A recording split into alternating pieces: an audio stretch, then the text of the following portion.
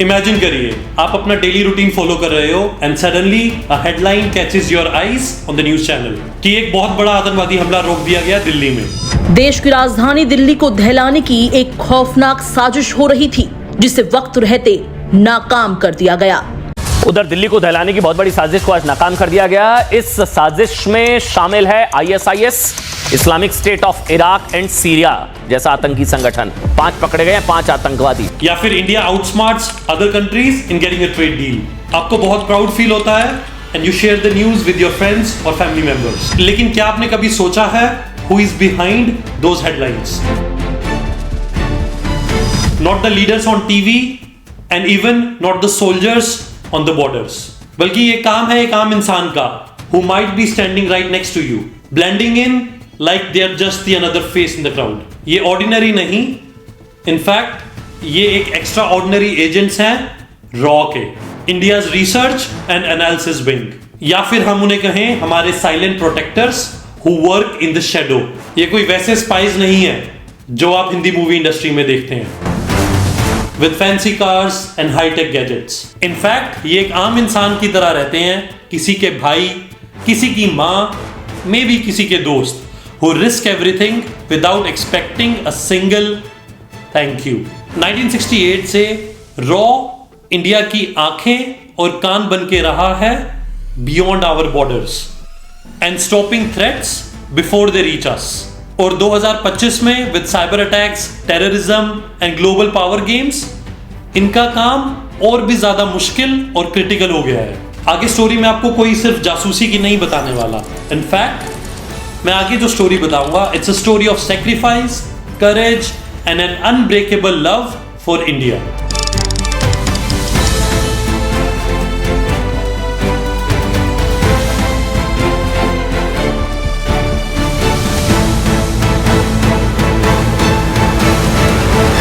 शुरुआत करेंगे रॉ के बर्थ से।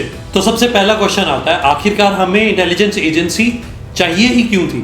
उसके लिए we'll have to go back to 1960s. India को कुछ साल पहले ही आजादी मिली थी and we were just finding our feet after independence. Also we were surrounded by challenges. हमारे neighbors with big ambitions and a world where superpowers were playing Cold War.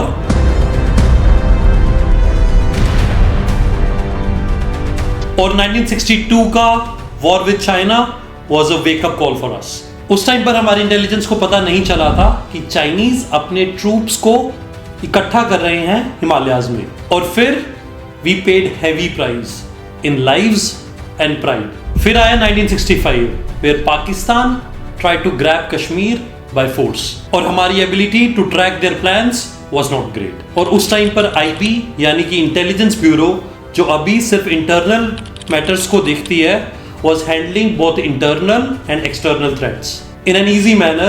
आप ऐसे सोचिए कि एक स्कूल के अंदर एक टीचर है, वो एक सिंगल सब्जेक्ट का टीचर नहीं है, इनफैक्ट एक single teacher is teaching students all the subjects.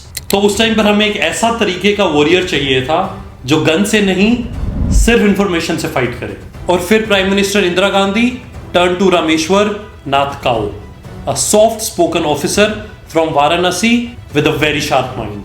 और फिर September 21st 1968 को raw was born with a modest team of 250 people and a budget of merely 2 crore rupees. और उस टाइम के हिसाब से it was just peanuts compared to global spy agencies. Kao is also known as the father of RAW यानी कि Research and Analysis Wing.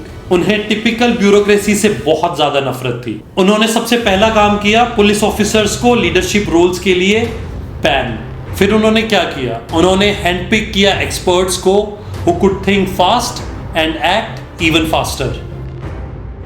एक lesser known fact ये भी है, रॉ का क्रिएशन सिर्फ जो हमारे आसपास वॉर्स हो रहे थे उसकी वजह से ही नहीं, बल्कि जो 1966 में मीजो रेबेलियंस थे नॉर्थ ईस्ट इंडिया में, उनको वेपन्स मिल रहे थे और उनको ट्रेनिंग भी प्रोवाइड हो रही थी फ्रॉम अक्रॉस द बॉर्डर। तो फिर हमें जरूरत लगी कि we have to watch our neighbours very closely. और उसी टाइम पर चाइना अपनी नजदीकियां बढ़ा रहा था with countries like Nepal and Myanmar, और हम लोग सिर्फ आंखें बंद करके बैठ नहीं सकते थे। रॉ डायरेक्टली रिपोर्ट करता है प्राइम मिनिस्टर को, और इसका फायदा ये होता है कि there are no channels in between. इससे आगे बढ़ते हुए क्या हमने कभी सोचा है कि जो ये टीम स्टार्ट हुई थी, बहुत छोटी सी टीम थी, how it became a power house that is it now.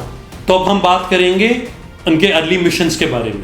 Start करेंगे 1971 से, जब बांग्लादेश का जन्म हुआ। जो ये वॉर था इंडिया और पाकिस्तान का, जिसमें बांग्लादेश का जन्म हुआ था, this war was not just about tanks and jets and army and guns, it was a master class in intelligence. रॉ ने ट्रेन किया था Mukti Bahini, the Bengali guerrilla fighters, turning ordinary people like farmers, teachers, students into a force that kept Pakistani's army on its toes. Raw के जो agents थे, they used to pose as locals, और east Pakistan में, जो बांग्लादेश से पहले उसे ईस्ट पाकिस्तान बोला जाता था, उधर चले जाते थे और क्राउड के बीच ही घुल मिल जाते थे। ऐसी बहुत सी कहानी है, जिसमें से एक कहानी है, एक एजेंट था who was running a tea stall in Dhaka, और उसने बात करते हुए कहीं पर सुना कि आगे की मूवमेंट्स क्या हो रही हैं, जो पाकिस्तान की जो आर्मी है वो क्या प्लान कर रहा है, और वही इंफॉर्मेशन उन्होंने इंडियन आर्मी को भेज दी, जिससे हेल्प हुई इंडियन आर्मी को ट्रैक करना कि पाकिस्तानी आर्मी का नेक्स्ट प्लान क्या है। और फिर हमारी फोर्सेस ने स्ट्राइक किया पाकिस्तानी आर्मी के ऊपर with precisions, which made the way for Bangladesh's freedom. अब बढ़ते हैं सिक्किम की तरफ। इन द ईयर 1975 सिक्किम जो है एक जियोपॉलिटिकल पजल बना हुआ था, with China eyeing on it. Raw के एजेंट्स ने वहां पर इंफॉर्मेशन गैदर करी और आगे का प्लान बनाया। रॉ के एजेंट्स ने बहुत शांतिपूर्ण तरीके से लोकल लीडर्स के साथ काम किया और इकट्ठा किया support that Sikkim joins India, और फिर सिक्किम बना इंडिया का 22nd स्टेट। आम इंसान के लिए तो ये एक बहुत सिंपल सा लगा, लेकिन ऐसा नहीं था, बिकॉज चाइना वांटेड सिक्किम, लेकिन रॉ के इनविजिबल वर्क की वजह से it ensured India security without even firing a bullet. और फिर 1980s में raw started spreading its wings globally. 1980s में श्रीलंका के अंदर एथनिक टेंशंस बहुत ज्यादा बढ़ रही थी, which turned into a civil war. रॉ ने वहां पे बहुत इंपॉर्टेंट रोल प्ले किया। During 1983 to 1987, during the operation of Sri Lankan Tamils by the Sinhalese majority, रॉ ने प्रोवाइड करे आर्म्स, ट्रेनिंग और मॉनेटरी सपोर्ट भी टू सेवरल तमिल मिलिटेंट्स। ये चीज इसलिए की गई थी because we had sympathy for Tamils, because India की तमिल पॉपुलेशन साउथ के अंदर बहुत ज्यादा है, and strategically to keep the Tamil independence movement divided and under Indian influence. और फिर 1987 में थिंग्स टर्न्ड कॉम्प्लिकेटेड, जब इंडिया ने भेजा Indian peace keeping force to enforce peace in the region. लेकिन उसके लिए क्या हुआ? It led to the clashes with LTTE, जो एक तमिल मिलिटेंट फोर्स थी, जिसको इंडिया ने ऑलरेडी हेल्प करी थी। और फिर दोबारा रॉ आया पिक्चर में, and their intelligence helped navigate this messy situation. इस ऑपरेशन से ये समझ आता है, जो आपके पहले कभी अलायंस थे, वो आपके अगेंस्ट भी खड़े हो सकते हैं, उसमें कोई ज्यादा टाइम नहीं लगता। So you have to be on the toes all the time, and that's what रॉ does. In 1980s during the Afghanistan war, India ने ओपनली सपोर्ट किया था सोवियत बैक्ड गवर्नमेंट को, जो थी डेमोक्रेटिक रिपब्लिक ऑफ अफगानिस्तान, और पीछे से रॉ वाज एक्टिव। उन्होंने रिक्रूट किया था पावरफुल फोर्स जिसका नाम था अहमद शाह मसूद, नेटवर्क्स को बिल्ड करने के लिए। हमें क्या फायदा हुआ था? It was RAW's way of securing India's interest in a volatile region, countering Pakistan support for मुजाहिदीन। अब आगे बढ़ते हैं द मेकिंग ऑफ अ रॉ एजेंट। रॉ का एजेंट बनने के लिए you don't have to apply for any job, और इसकी कोई ओपनिंग्स भी नहीं होती। रॉ अपने एजेंट्स खुद चुनता है, ऑफनली फ्रॉम मिलिट्री, पुलिस और सिविल सर्विसेज। वो लोग ऐसे इंसान को रिक्रूट करते हैं जो स्मार्ट हो, टफ हो, and who can keep his mouth shut. हो सकता है आप एक IPS ऑफिसर हो एक स्मॉल टाउन में, और मे बी आर्मी ऑफिसर और अ कैप्टन जो बॉर्डर पोस्ट पर तैनात है। आपको एक कॉल आएगा and you will be invited into a meeting, and that's when everything starts. फिर शुरू होता है ट्रेनिंग पार्ट। जो रॉ के जो एजेंट्स होते हैं, they are already working in the army और पुलिस और एनी सिविल सर्विसेज। उनको फिजिकल ट्रेनिंग तो ऑलरेडी मिली हुई होती है, लेकिन मेजर ट्रेनिंग होती है मेंटल टफनेस की। इन रिक्रूट्स को बहुत ज्यादा साइकोलॉजिकल टेस्ट से गुजरना पड़ता है, मॉक इंटेरोगेशंस होती हैं, स्लीप डेप्रीवेशन से भी गुजरना पड़ता है। कुछ सिनेरियोज दिए जाते हैं जहां पे आपका टीममेट ही आपको बिट्रे कर देता है, और ये सारे टेस्ट्स होते हैं। अगर आप एक हल्की सी भी गलती करते हैं then you are sent back to the job where you came from. और language training is a very big deal, because यही एजेंट्स होते हैं जो बाकी कंट्रीज में भेजे जाते हैं। उनको सिर्फ उर्दू या फिर मैंडरिन या फिर कोई नॉर्मल लैंग्वेज भी नहीं सीखनी होती, उन्हें डायलेक्ट भी यानी कि एक्सेंट भी पकड़ना होता है। वो इसलिए क्योंकि एजेंट्स जो हैं लोकल लोगों के बीच इजीली घुल मिल जाएं। एक जो लेसर नोन फैक्ट है, रो हायर करता है नेटिव स्पीकर्स को। जो चाइना में फॉर एग्जांपल किसी एजेंट को चाइनीज सीखनी है, रो also hires people who are born in China, जिसको मैंडरिन अच्छे से आती हो और डायलेक्ट भी अच्छे से आता हो, सो दैट वो एजेंट्स को सिखा सके वहां के लोकल स्लैंग्स और डायलेक्ट्स। और 1971 वॉर के अंदर रॉ के जो एजेंट्स थे जिनको बंगाली में पकड़ बहुत ज्यादा अच्छी थी, they were sent to east Pakistan local लोगों के बीच में ब्लेंड होने के लिए, और वहां जाके they were gathering information without raising an eyebrow of any local. और इन एजेंट्स को ट्रेनिंग भी दी जाती है कोडेड मैसेजेस में कैसे बात करनी है when they are passing the information from one place to the another, so that no one और no channel in between can crack that code.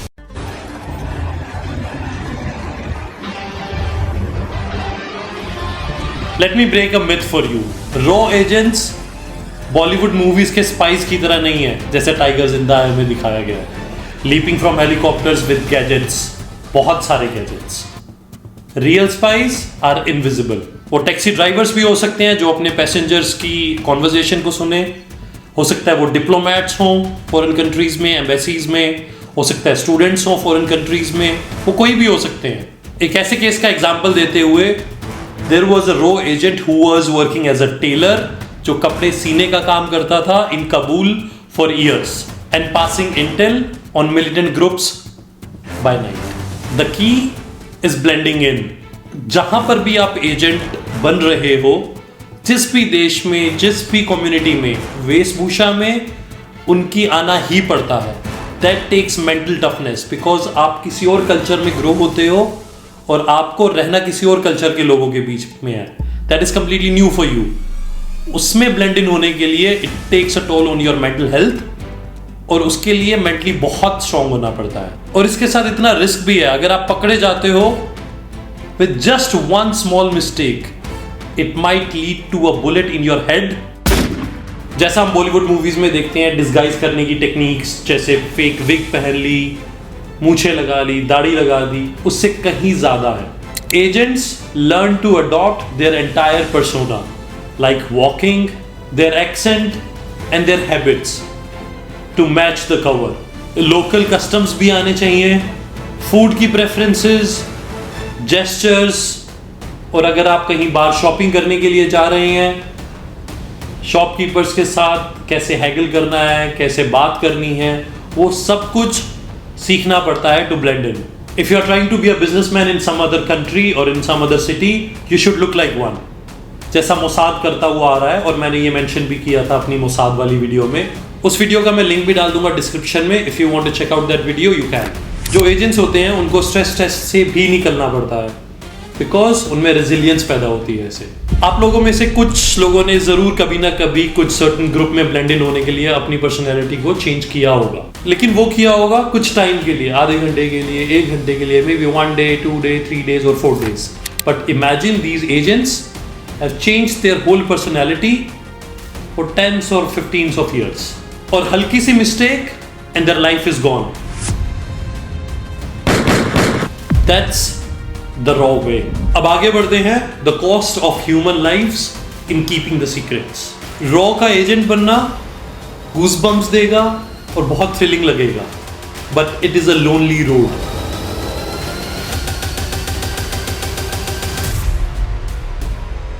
Imagine this, you don't tell your parents और your wife और your kids about your profession. You have to hide that secret from your family and your loved ones. जो agents होते हैं ये double life जीते हैं under fake identities.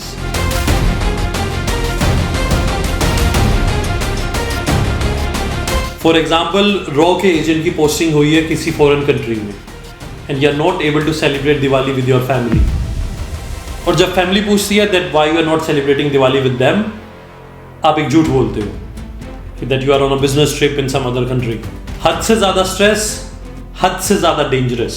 किसी को अपने सीक्रेट्स नहीं बता सकते and the fear of always getting caught, it's tough. एक लेसर नोन फैक्ट ये भी है, रॉ के पास एक फैमिली काउंसलिंग और या फिर उनको फाइनेंशियल एड प्रोवाइड करने के लिए एक डिपार्टमेंट भी है to help them out in toughest situations.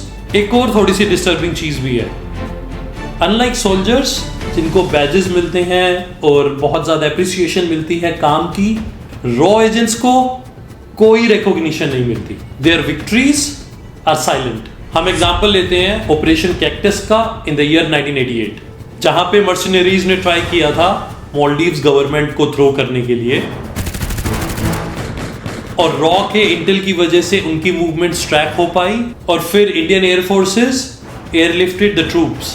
Headlines में बहुत ज्यादा प्रेज हुई मिलिट्री की, लेकिन रॉ की अचीवमेंट की कोई बात ही नहीं हुई। और 1999 में कारगिल वॉर के दौरान भी रॉ ने इंटरसेप्ट किया था पाकिस्तान की कम्युनिकेशन और इंफॉर्मेशन प्रोवाइड करी गई थी हमारे ट्रूप्स को, जिसकी वजह से हमें कॉम्पिटिटिव एज मिली थी। एक लेसर नोन फैक्ट ये भी है, रॉ के एजेंट्स रिटायर हो जाते हैं क्वाइटली और सोसाइटी में ब्लेंड होने के लिए या तो टीचर्स बन जाते हैं या कोई लोकल छोटा सा बिजनेस ओपन कर लेते हैं और मे बी फार्मर्स भी बनते हैं, और उन्हें सख्त इंस्ट्रक्शंस होती हैं that they can never speak of their past. उनका सबसे बड़ा रिवॉर्ड होता है कि उन्हें इंडिया की हेल्प करिए, वही उनका सबसे बड़ा मेडल होता है। रॉ का रोल सिर्फ इंडिया को प्रोटेक्ट करने में ही नहीं रहता, इनफैक्ट उनके जॉब रोल में ये भी होता है that they have to make India a global player. They have built ties with agencies worldwide, sharing intel with each other to fight the terrorism or maybe trafficking. Imagine this, हम Diwali celebrate कर रहे होते हैं या फिर India का cricket match देख रहे होते हैं, हम इन मोमेंट्स को एंजॉय कर रहे होते हैं, लेकिन वो रॉ एजेंट्स मे बी वो डिफरेंट सिटी में हैं, मे बी वो डिफरेंट कंट्री में हैं, under fake name they make sure that we enjoy those moments. रॉ के एजेंट से हमें यह समझने को मिलता है, true patriotism is not only about being loud, it's quiet and selfless. अब हम इस जर्नी को एंड करते हैं, बट रिमेंबर, रॉ is not only about spies और secrets, it's about people who give their normal lives for us. ये वो एजेंट्स हैं, हमें बचाने के लिए वो लोग ब्लेंड इन करते हैं, अपनी पर्सनैलिटी चेंज करते हैं और सेक्रीफाइस करते हैं जिनका न्यूज में कभी मेंशन तक नहीं होता। Think of those agents as the silent protector who are keeping India safe, and let's honour them with gratitude for the nation they have helped build and for the future that they're securing.